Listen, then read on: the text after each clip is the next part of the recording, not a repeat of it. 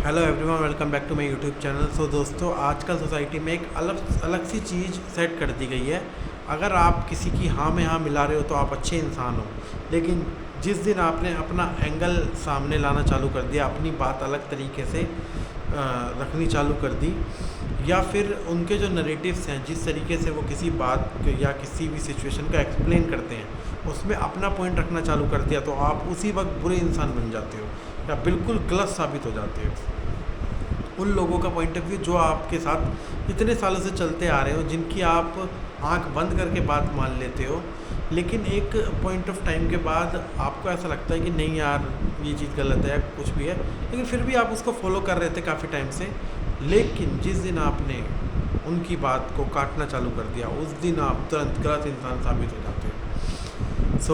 उन लोगों को ये लगता है कि यार ये बंदा तो मतलब बहुत समझदार हो गया।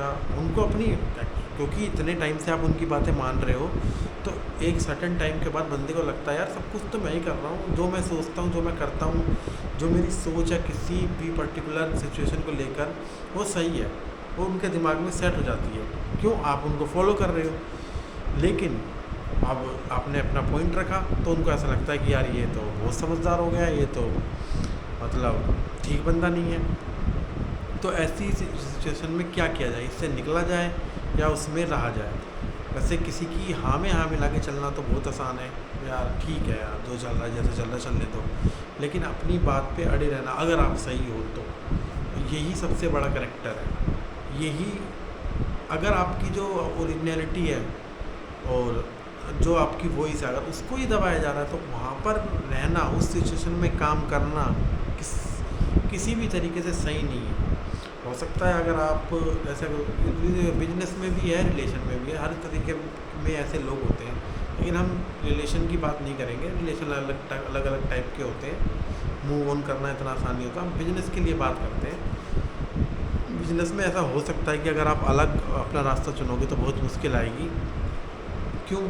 आप अभी तक तो आप उनको फॉलो कर रहे थे, लेकिन अब आपको जीरो से शुरू करना है। तो इस सिचुएशन में क्या करें? करें या ना करें? करना ही एक बेस्ट ऑप्शन है। अपनी सेल्फ रिस्पेक्ट खोकर अगर आप किसी चीज़ में फंसे हुए हो तो वो बहुत गलत है।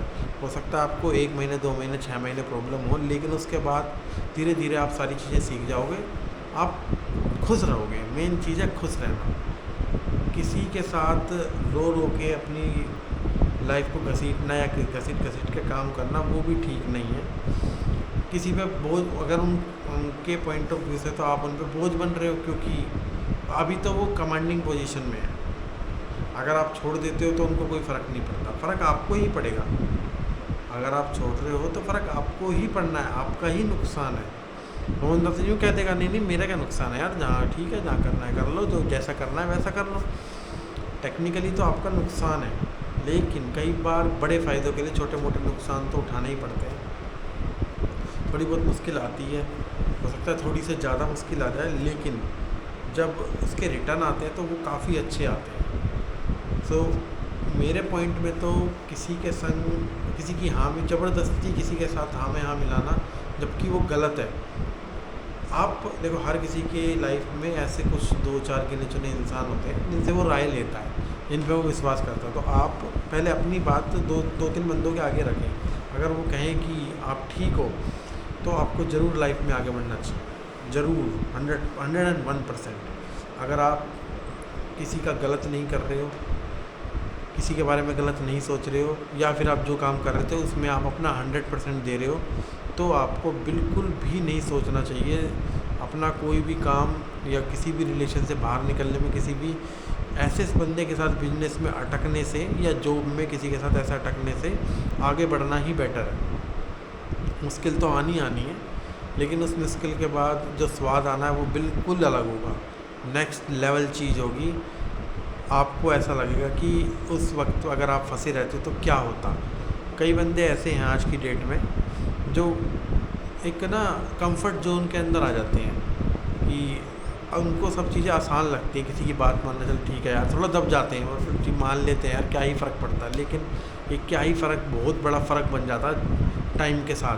वो हर चीज़ में अगर आप उनकी एक मानोगे तो फिर आपसे 10 मनाएंगे। देखो, आपने देखा होगा कोई खड़ूस इंसान है आपकी फैमिली में, अगर वो कोई किसी को काम पहुँचाना हो तो बंदे उसको नहीं बताते, अरे वो तो खड़ूस है यार, वो तो कुछ भी बोल देता है, बेकार है उससे तो बोलना। या और कोई ऐसा बंदा है जो ऑलरेडी बहुत ज़्यादा फंसा हुआ है लेकिन वो काम कर देता है, चलो ठीक है कर देते हैं यार कोई बात नहीं अपना बंदा, तो लोग उसी को ही ज़्यादा दबाएंगे। जो खड़ूस है वो तो बच के निकल जाता है। सो आज के टाइम पे ज़्यादा किसी की हेल्प करना, एक तो ना करना तो सीखना ही पड़ेगा।